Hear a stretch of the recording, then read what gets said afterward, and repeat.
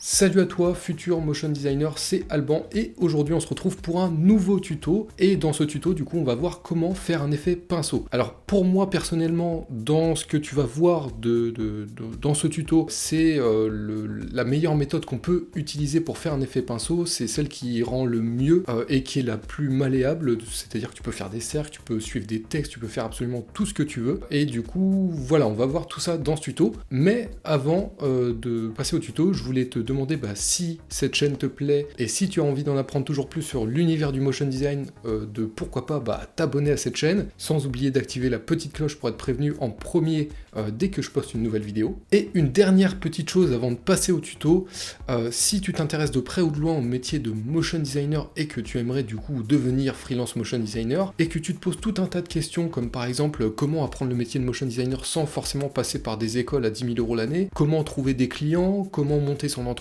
de freelance motion designer pour payer moins d'impôts, etc., etc., etc. Eh bien, si tu te poses toutes ces questions-là, ça tombe parfaitement bien parce que j'ai créé une conférence en ligne il y a pas très longtemps qui se nomme les 7 étapes simples pour devenir freelance motion designer et en vivre en moins de 6 mois. Le but, en fait, quand j'ai créé cette conférence, c'était de vraiment répondre à toutes les questions que se posent mes abonnés, et du coup, tu peux aller voir ça dans la description. C'est une c'est une rediffusion d'un live qui est du coup aujourd'hui en accès gratuit, donc tu peux aller voir ça, ça va grandement t'aider si tu t'intéresses au métier de motion designer, et on va pas plus tarder, on se retrouve tout de suite sur After Effects. Alors du coup, nous voilà sur After Effects, donc une fois qu'on est sur After Effects, déjà la première étape évidemment, ça va être de créer une nouvelle composition. Donc ça va être la composition de base. Donc on va laisser en nom, on va laisser composition 1, c'est très bien. Là on va mettre 1920 par 1080 en 25 images par seconde. Plutôt classique et ça fonctionne très bien. 5 secondes c'est largement suffisant, fond noir, on est OK. Donc là on clique sur OK. Ensuite, ce qu'on va faire, c'est venir créer une nouvelle composition. Cette fois-ci, ça va être une composition qui sera spécifique à l'empreinte justement du pinceau. Donc là, on va aller dans composition, nouvelle composition, et cette fois-ci, on va faire quelque chose en 300 par 300. Donc vraiment, c'est une beaucoup plus petite composition, ça va juste servir à l'empreinte du pinceau. Donc là, on laisse les mêmes presets, on clique sur OK, on a notre précomp en 300 par 300, enfin c'est même pas une précomp, c'est une comp tout court. Et du coup, on va commencer déjà par créer un nouveau solide, donc on fait commande Y, ou CTRL Y sur PC. On laisse à la taille de la composition, sinon tu cliques ici, pour être sûr que c'est vraiment la taille de la composition. On laisse en noir, c'est très bien. Et du coup, ce calque-là, ça va nous servir déjà de fond, on va dire, ça va nous servir de base pour notre empreinte. Et en fait, il est très important que tu suives chaque étape que j'explique dans cette vidéo, parce que si tu loupes une étape, je t'assure que le rendu final ne sera pas du tout comme tu le souhaites. Donc là, j'ai vraiment simplifié la méthode au maximum, et on peut plus rien retirer. Par contre, si tu veux, après, tu pourras rajouter des effets à la fin pour ajuster un peu l'aspect de ton effet pinceau. Donc là, on a notre base, donc on va l'appeler base par exemple. Voilà, donc on sélectionne et on clique sur Entrée sur le clavier, et ensuite on choisit le nom et on refait Entrée, et ça change le nom. Donc ensuite, une fois qu'on l'a créé, on va faire commande D ou CTRL D sur PC pour dupliquer justement. Et celui-ci, on va le nommer pinceau, parce que justement, ça va être l'empreinte du pinceau. Donc là, pour faire l'empreinte du pinceau, nous, on va pas inventer des techniques folichonnes. En fait, il y a plusieurs façons de le faire. Soit tu le fais directement sur After Effects, et du coup après tu peux modifier comme tu le souhaites ton aspect du pinceau. Si par exemple ton rendu final ne te plaît pas, et tu peux venir remodifier ici, et si tu le veux, tu peux très bien aussi prendre des effets pinceau de Photoshop ou des textures qui sont sur internet, hein. C'est absolument comme tu veux. Moi je préfère faire sur After Effects, au moins je peux me remodifier. Et ça arrive souvent de vouloir modifier parce que l'aspect final n'est pas comme on l'avait imaginé. Donc là, en fait, on va simplement ajouter un bruit fractal dessus. Alors, bruit fractal, on double-clique, en ayant évidemment sélectionné ça au préalable. Et là, bon, tu vas me dire, ça ressemble pas trop à une empreinte de pinceau. Et ben en fait, tu vas voir qu'en faisant quelques modifs, et ben ça va tout de suite plus ressembler à ça. Donc là, on va commencer par diminuer la luminosité, qu'à peu près, voilà, on va déjà commencer comme ça. Le contraste, on va l'augmenter à fond, et le but, ce sera de plus avoir de zones grises. Ce sera vraiment d'avoir des taches blanches et des taches noires, et plus de zones grises. Donc en fait, on va augmenter le contraste et diminuer la luminosité en fonction de nos besoins. Donc là, tu vois, hop, si on augmente comme ça, là, voilà, 1380 par exemple, ça me paraît bien au niveau de l'aspect. C'est un peu trop plein pour moi, donc en fait, ce que je vais faire, c'est diminuer la luminosité. Voilà, on va dire moins 150, ça devrait être pas mal. Et ensuite, on va aller dans transformation, et dans transformation, on va modifier l'échelle. Donc là, c'est... voilà, par exemple, on va laisser comme ça. Là, ça me paraît pas trop mal. Et là, par exemple, tu vois, au niveau de l'aspect, c'est comme si, par exemple, je prenais dans la vraie vie un pinceau, que je trempais juste la pointe dans de la peinture, et ensuite que je venais juste appuyer une fois sur une feuille, l'aspect serait à peu près comme ça. Voilà, donc là, c'est vraiment le but, c'est de rendre cette empreinte de pinceau réaliste. Donc là, pour moi, elle est plutôt réaliste. Ensuite, ce qu'on va faire, c'est ajouter un masque en forme de cercle, parce que le souci, c'est que là, ça fait un pinceau carré, au niveau de notre empreinte, ça va pas être terrible. Donc en fait, ce qu'on va faire, c'est qu'on va sélectionner déjà l'outil ellipse. Donc si tu l'as pas sélectionné, tu maintiens le clic et tu glisses dessus. Hein. Tu vas sélectionner aussi, évidemment, ton pinceau, ton calque-pinceau, et tu double-cliques dessus.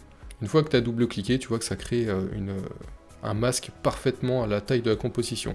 Ensuite, on va venir modifier dans masque ici. Donc moi, je vais déjà diminuer un peu la taille, et je vais ajouter un léger contour progressif, voilà, pour faire quelque chose de plus naturel. Donc voilà, comme ça me paraît bien en 30 pixels. Du coup, voilà, là on a notre effet. Maintenant, le problème, c'est que là, il n'est pas transparent. Donc si je clique ici, et que je retire le fond de base, tu vois que là, il y a deux couleurs. Le but, c'est d'avoir une seule couleur, d'avoir que le blanc, pour faire une espèce de PNG, en gros. Donc là, on va revenir ici. Ou non, on va le laisser comme ça, on verra encore mieux. Ce qu'on va faire, c'est utiliser... comment il s'appelle déjà cet effet? Alors attends, je vais peut-être me rendre ici, j'y verrai plus clair. Donc on va sélectionner... et je crois qu'on va même le mettre directement sur... ça, on va le laisser afficher, et on va directement créer un calque d'effet, ce sera mieux encore. Donc là, hop, on fait clic droit, calque d'effet, dans le vide, hein, dans notre timeline. Si tu le fais ici, ça va fonctionner aussi, mais si tu le fais sur une bande séquence, ça va pas le faire, tu vas pas trouver le chemin. Donc voilà, là on a créé notre calque d'effet. On va le renommer alpha, parce qu'on va l'utiliser comme couche, comme application alpha, comme masque alpha, et du coup on va aller dans, il me semble que c'est correction colorimétrique, non c'est pas ça. Voilà, c'est dans les canaux. Dans les canaux, on va sélectionner décalage de couches, des couches. Donc là, tu sélectionnes. Et là, le but, ça va être au niveau d'alpha, venir sélectionner luminance. Et ça va en fait faire apparaître que ce qui est lumineux, donc c'est-à-dire les taches blanches. Et c'est ce qu'on veut. Donc là, on clique sur alpha, sur luminance, je veux dire. Et là, il reste des traces encore pas terribles. Donc là, pour retirer ces traces-là, en fait, c'est tout simple. Hein. Pour chaque couleur ici en dessous, tu vas sélectionner tout. Donc voilà, là on est vraiment bien. Donc voilà, là on a notre trace, hein. Si on remet ça, on a juste notre trace, tu vois. Donc c'est parfait. Et du coup, maintenant, ce qu'on aurait pu faire déjà, c'est renommer la composition ici, parce que c'est pas terrible de laisser composition 2. Donc là on va marquer pinceau. Voilà. Et ça renomme ici aussi, donc c'est nickel. Comme ça on s'y retrouvera mieux. Là on est de retour dans notre composition principale, dans la composition 1, et ce qu'on va faire, c'est qu'on va venir importer notre pinceau. Voilà, et là tu vois que voilà, on a notre composition en 300 pixels par 300 pixels. Alors, on n'est pas forcé de l'importer tout de suite. Ce qu'on va faire, du coup, on va le désafficher pour pas qu'il nous embête. Ce qu'on va faire d'abord, c'est créer la trajectoire de notre pinceau. Donc là, en fait, ce qui est bien, c'est qu'on va pouvoir créer la trajectoire qu'on veut avec l'outil plume.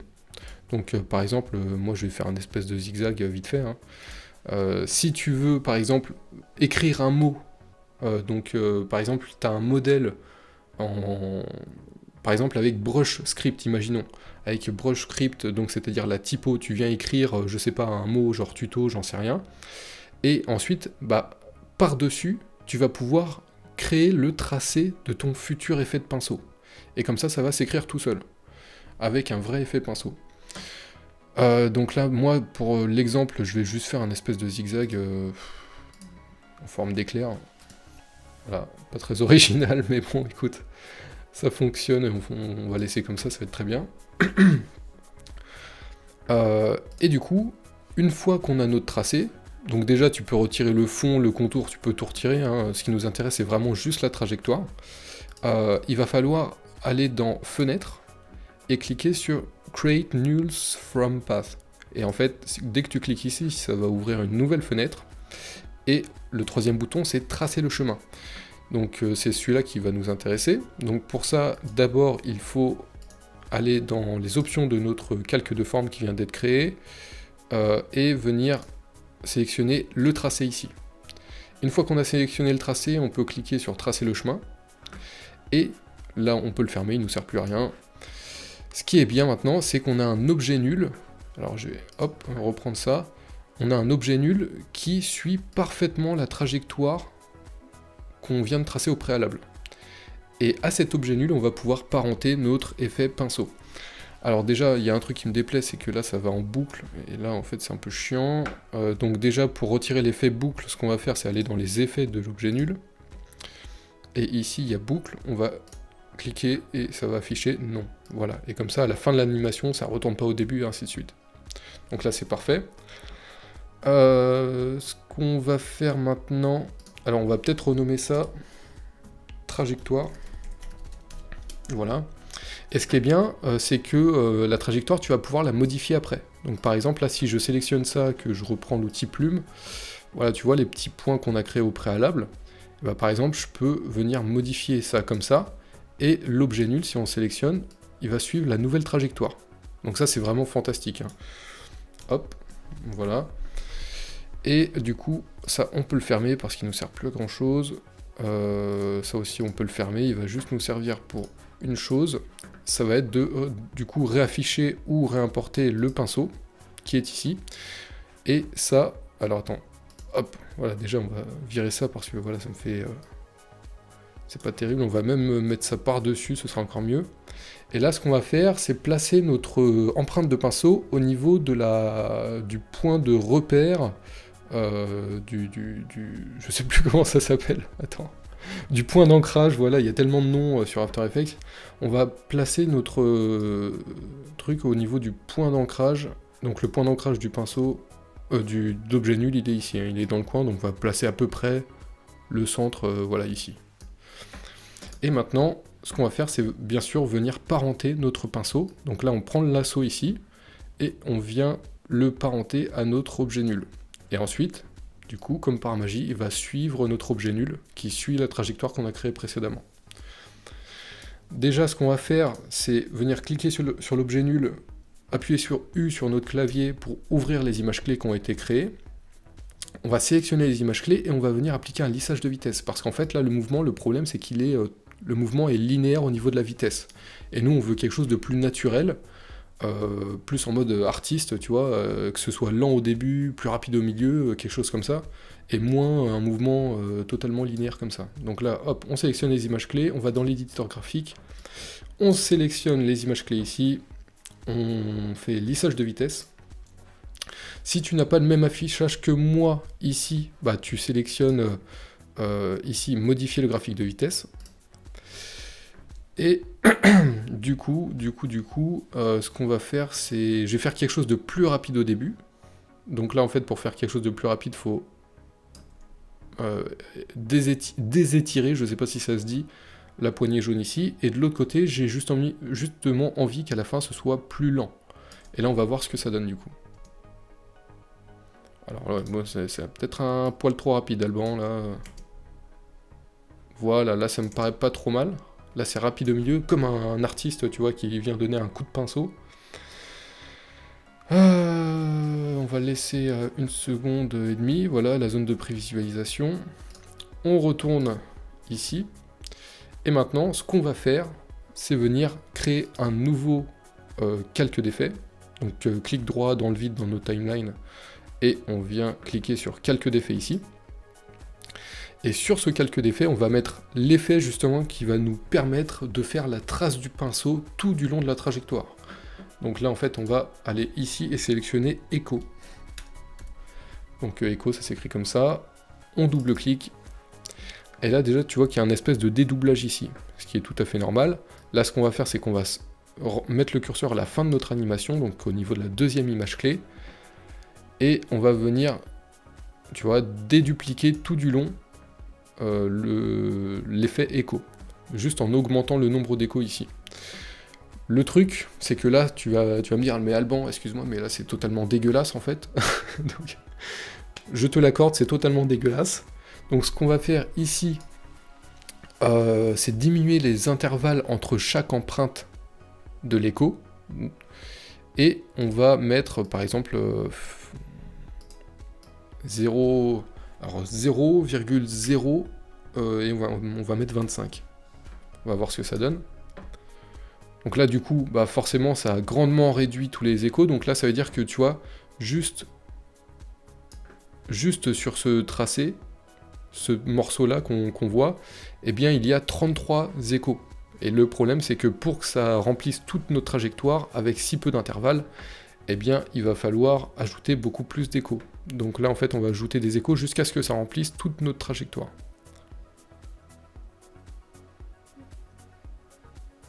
Donc moi je suis à combien là? Voilà, je suis à peu près à 500. Je suis à peu près à 500. Du coup tu vois un premier aspect du coup de notre pinceau qui est vraiment... qui est pas mal. Le souci, c'est qu'il y a justement des duplications de l'écho. Et ça c'est... Enfin de notre empreinte. Et ça c'est vraiment pas terrible. Du coup tu as deux possibilités pour diminuer justement l'effet de dédoublage comme ça.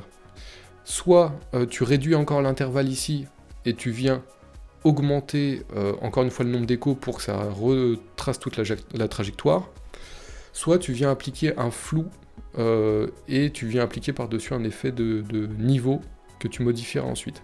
Alors là vraiment, si tu fais le flou plus l'effet niveau par-dessus, le problème c'est que ça va faire dégueulasse, parce que là les trajectoires, enfin, entre chaque empreinte c'est vraiment trop gros, donc là en fait on est condamné entre guillemets à venir diminuer ça. Donc là en fait je vais faire 0,0015.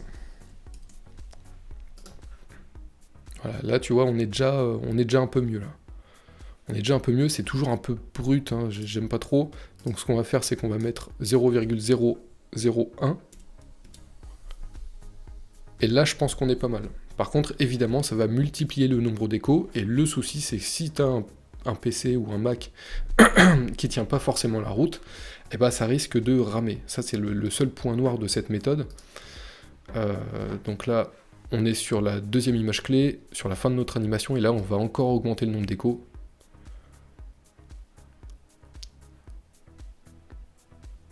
Donc là je vais être à quoi? Je vais bien être à 1000. Ah ouais, je suis bien à 1000. Oh, voilà, là ça me paraît pas trop mal. Bon écoute, je suis à 1074 échos, donc c'est-à-dire pour faire toute cette trajectoire, il me faut 1074 échos. Donc tu vois, ça représente quand même une bonne dose de déduplication. Mais malgré tout, on a toujours cet aspect ici. Donc ce qu'on va faire, c'est désormais utiliser un flou gaussien. Donc gaussien,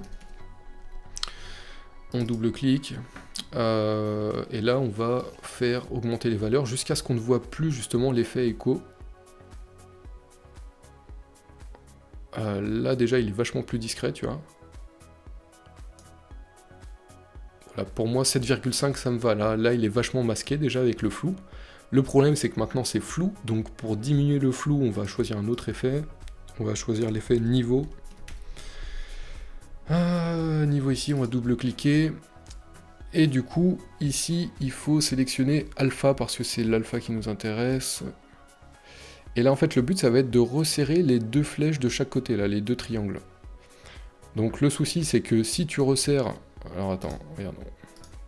Si tu resserres que d'un côté, ça va faire un gros pâté blanc comme ça. Si tu resserres de l'autre, ça va faire quelque chose avec des trous. Voilà, plus de trous. Bon après, ça peut correspondre à tes attentes. Moi je vais essayer de faire un truc un peu entre les deux. Et en fait, plus tu vas resserrer chaque triangle... Enfin, plus tu vas resserrer cette zone-là, moins il y aura de flou, justement. Donc là, là ça me paraît pas trop mal.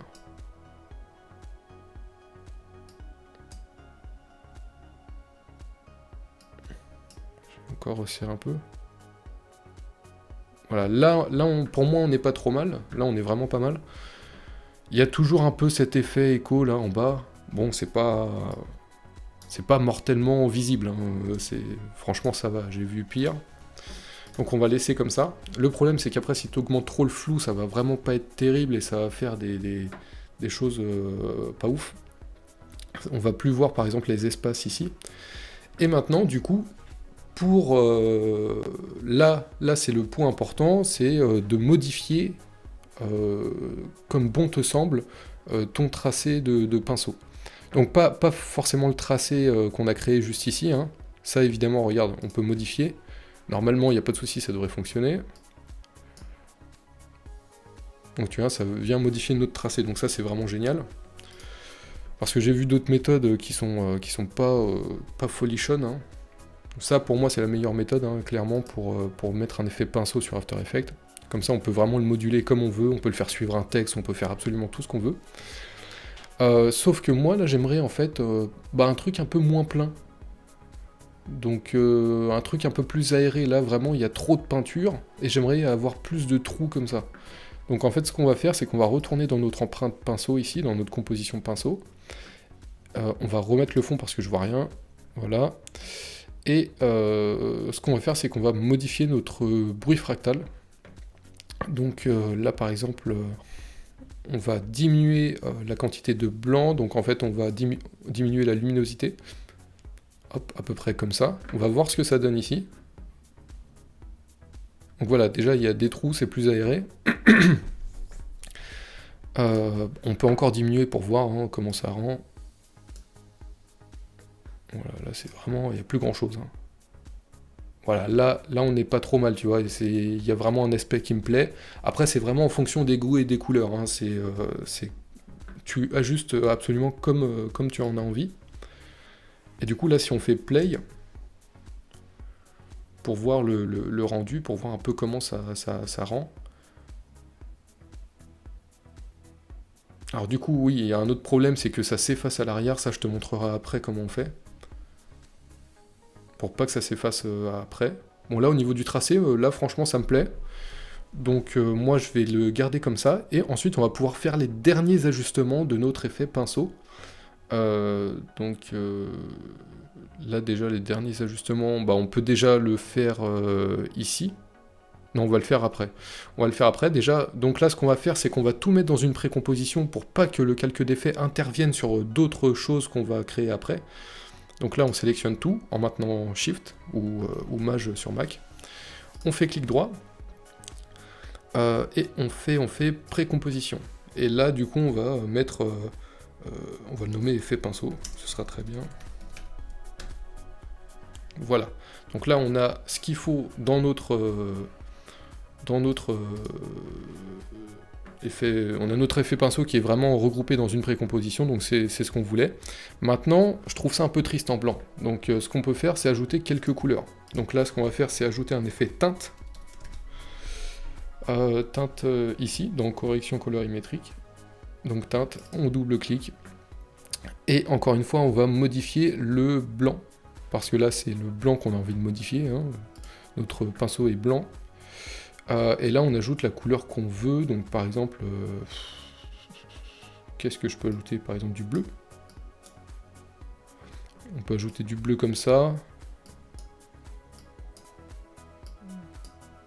On peut ajouter du rouge fuchsia comme ça. Ça peut être sympa aussi, on peut ajouter absolument toutes les couleurs qu'on a envie. Hein.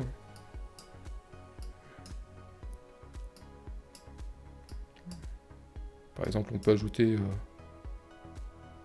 Tiens, on va laisser en bleu. On va laisser en bleu, comme ça c'est plutôt pas mal. On est OK. Et maintenant, on peut s'amuser, par exemple, à importer une texture de papier. Donc là, tu vois, j'ai téléchargé au préalable des paper textures. Donc là, on peut sélectionner la texture qu'on veut. Donc ça j'ai téléchargé sur Internet, hein, sur Envato Market.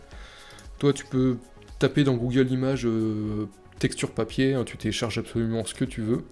Moi, je vais prendre, par exemple, lui, il me paraît bien, il a du gros grain.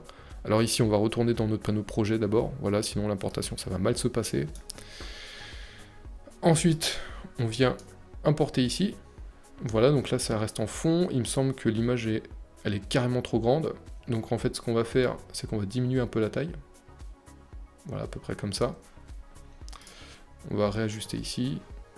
Voilà, là on est déjà mieux. Ah, c'est pas du papier, ça, c'est un mur en crépi carrément. Je sais pas ce que c'est, mais voilà. Donc bon, on a notre fond en papier. Maintenant, ce qu'on veut faire, c'est voilà, le rendre plus... Enfin, qui s'intègre mieux justement à la texture derrière. Donc ce qu'on peut faire, par exemple, c'est aller dans mode ici, cliquer sur produit. Si on clique sur produit, vraiment, il s'intègre parfaitement au fond, ici. Même si normalement si c'est un... Là on dirait vraiment de la gouache, donc en fait le but c'est pas non plus de faire de la gouache, on peut aller sur obscurcir peut-être. Obscurcir, ouais, on voit pas grande différence, mais on voit quand même à travers. Et ensuite ce qu'on peut faire, un autre effet qui peut être sympa dessus, c'est l'effet CC Glass. Donc glace en anglais c'est vert, donc donner un aspect brillant, vert, etc. à notre peinture, donc on double-clique. Et là, tu vois que ça vient donner un espèce d'effet de relief qui peut être très sympa si c'est plus ajusté, parce que là, c'est absolument trop moche. Donc là, on ouvre la surface de CC Glass ici, et on va venir modifier ça. Donc là, déjà, softness, j'ai envie de le diminuer un poil. Voilà, on va le mettre à 10, c'est très bien. Et là, la hauteur de notre... Enfin, l'épaisseur de notre peinture, il faut vraiment qu'on la diminue. Là, ça fait trop visible, c'est trop moche. Voilà, déjà, c'est plus... Ah non, ça, j'ai inversé, merde. On va mettre, quoi, 4. 4, tu vois, si on zoome, tu vois qu'il y a un aspect, déjà, là, ici, brillant, un peu épais, tu vois. Donc ça, c'est vraiment ce qu'on veut pas plus, on veut pas moins. Et déjà, ça donne un aspect qui est beaucoup plus sympa. Ensuite, ce qu'on peut faire... après, toi, de ton côté, tu peux modifier la lumière et tout, hein, si tu en as envie. Moi, je vais laisser comme ça, parce que là, ça me correspond bien. Donc, je ferme ça. Et du coup, on va voir ce que ça donne, un peu, l'animation. Alors oui, déjà, on va régler ce problème-là qui fait que ça s'efface à la fin. Donc là, en fait, pour régler ce problème-là, c'est tout bête. Ce que tu peux faire... Alors c'est soit, du coup, on retourne dans notre pinceau, non pas dans le pinceau, dans effet pinceau. Voilà, là on a tout notre tracé et tout. On va dans nul. On fait U. Et non, ça va pas le faire ici, ça va pas le faire, ça va pas marcher.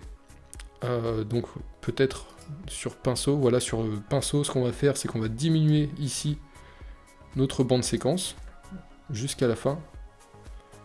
Voilà, et là on fait clic droit sur la bande séquence de notre pinceau, où il y a l'effet, justement, enfin non, il n'y a pas l'effet écho dessus, mais bon, c'est le tracé de notre pinceau. Et on va aller dans temps, et on va faire figer sur la dernière image. Et normalement, ça ne devrait pas bouger. Et bah si, ça bouge quand même, donc en fait, on va pas le faire ici, excuse-moi. On va retourner dans notre composition 1, et on va directement le faire ici. Donc c'est exactement la même manip, hein. On diminue notre bande séquence ici, jusqu'à la fin de notre animation, avant que ça commence à disparaître. On fait clic droit, temps, figé sur la dernière image, et là, normalement, ça devrait fonctionner. Voilà, très bien. Bon, là, ça fonctionne parfaitement, donc tu vois, là, on a notre coup de pinceau, et ensuite, ça reste figé, donc c'est parfait, c'est ce qu'on voulait. Et là, on peut jeter un coup d'œil à notre animation. Donc, comment ça rend? Bah écoute, c'est plutôt pas mal, moi, je trouve. Donc là, ça me correspond bien. Et après, évidemment, tu peux faire tous les effets que tu veux dessus. Donc ce qu'on peut faire, c'est venir mettre un peu de 3D, mettre de la profondeur de champ avec une caméra. Est-ce que du coup je me lance là-dedans pour te montrer ça ou... Allez, je vais te le montrer, ça va être un petit bonus. Donc là déjà on va mettre déjà nos 2 calques ici en 3D. Ici on va venir parenter notre effet pinceau au papier en arrière-plan. Comme ça dès qu'on va le bouger dans l'espace 3D, et bah, le pinceau va suivre dessus, comme si c'était vraiment peint dessus.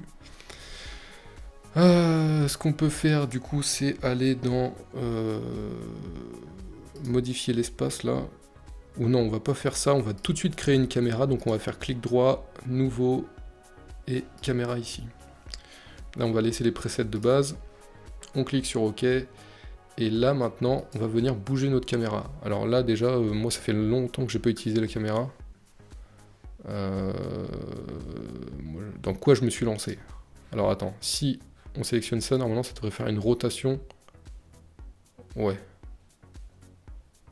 Ça fait pas une rotation absolument comme j'en ai envie, mais de toute façon, en plus avant, il faut venir cocher notre position initiale. Donc non, c'est pas ici, c'est dans transformer, dans les options de notre caméra. Et ce qu'on va faire, c'est qu'on va mettre une image clé au niveau du point ciblé. Alors le problème, c'est que, bon déjà, on va mettre notre curseur au début, hein, pour que ce soit présent depuis le début de l'animation. Donc une image clé sur point ciblé, une image clé sur position, et ça devrait le faire normalement. On met ça à peu près ici. Et là, on va venir bouger notre caméra. 2 hours later. Bon, déjà, on va voir quel mouvement ça fait. Écoute, franchement, le mouvement, je le trouve plutôt pas mal. Donc, on va garder ce mouvement-là. Ce qu'on va faire ici, c'est que tu vois, il y a un fond noir que j'ai pas envie de faire apparaître. Donc, ce qu'on va faire, c'est qu'on va augmenter juste la taille du papier en fond. Donc on va faire S. Voilà. Juste de façon à ce que quand il est au début, voilà, on le voit pas. Et là, le reste est nickel, il n'y a pas de trou. Et là, ce qu'on va faire, c'est qu'on va venir ajouter une petite profondeur de champ. Pour ajouter un petit style sympa, voilà.